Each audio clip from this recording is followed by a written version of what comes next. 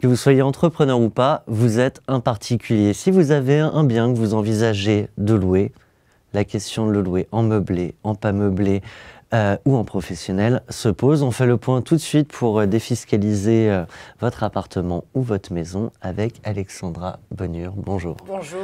Alexandra Bonure, vous êtes expert comptable chez Sodarex à Bordeaux. Oui.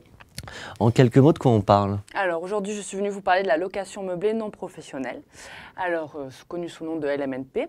La location meublée non professionnelle, en fait, vous permet de devenir propriétaire d'un bien meublé tout en générant des revenus locatifs non imposables. Alors on appelle location meublée un bien à usage d'habitation qui doit avoir tout le nécessaire pour être loué. Jusqu'à un nombre de fourchettes. Exactement, le couvert, le lit, la table, tout ce qu'il faut pour louer un particulier. Il y a deux types de location meublée non professionnelle. La location meublée non professionnelle, donc permanente, classique, pour une personne lambda sur 1 an, 2 ans. Il y a aussi la location en maison de retraite. Vous pouvez avoir une chambre dans une maison de retraite et la location dans les résidences étudiantes.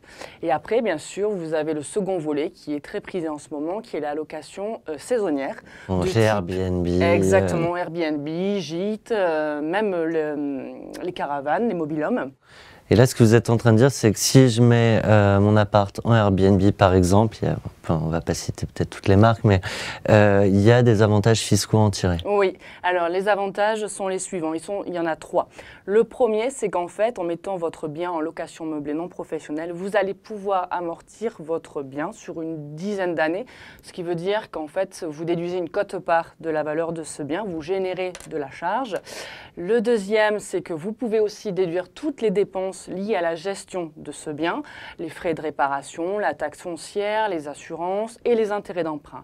Et la troisième possibilité, c'est que vous pouvez récupérer la TVA sur l'investissement si vous décidez d'investir dans une résidence neuve mais de service de type médicalisé. En résumé, la location meublée non professionnelle vous permet d'avoir des bénéfices défiscalisés tout en ayant un patrimoine immobilier et donc on a forcément des revenus complémentaires qui nous permettent d'optimiser la retraite.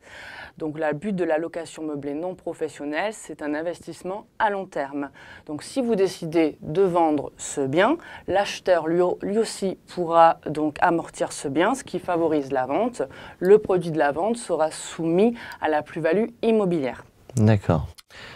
Un mot sur le mécanisme? Alors un mot sur le mécanisme, ce qu'il faut savoir c'est que juridiquement, la location meublée non professionnelle est une activité civile, sauf que sur le plan fiscal, elle est considérée comme une activité commerciale, ce qui veut dire qu'en fait un particulier qui loue un bien en meublé sera imposé dans la catégorie des bénéfices industriels et commerciaux, donc BIC.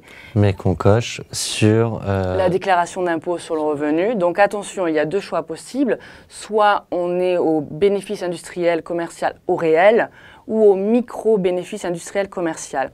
Donc là, il faut aller voir son expert comptable parce qu'en fonction de l'investissement, en fonction du projet, l'optimisation ne sera pas la même, donc il sera à même de vous conseiller s'il faut aller au micro ou au réel.